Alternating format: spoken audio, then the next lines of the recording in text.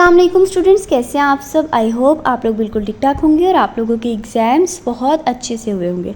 अच्छा स्टूडेंट्स, ये मैसेज है स्पेशल उन स्टूडेंट्स के लिए जो पेपर्स से फ़ारिग होकर नेक्स्ट 9th 10th और 11th क्लास में प्रमोट हुए हैं।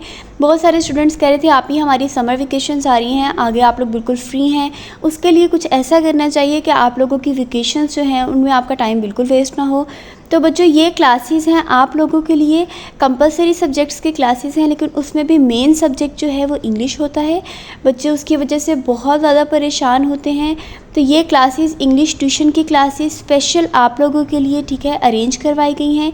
इसमें हमारे टेंसेस भी इंक्लूड होंगे, इसमें हमारे लेटर्स, हमारे ऐसे राइटिंग, हमारी पैराग्राफ राइटिंग, ठीक है, ईच एंड एवरीथिंग इसमें जो है वो इंक्लूड होगी। इसके बेनिफिट बच्चों ये हैं कि हमारे जो स्कूल्स और कॉलेजेस होते हैं उसमें अक्सर जो है वो रिज़ल्ट के बाद प्रॉपर तरीके से पढ़ाना शुरू करते हैं, स्पेशली क्लास 11 के स्टूडेंट्स, क्योंकि उनका समर कैंप का टाइम होता है।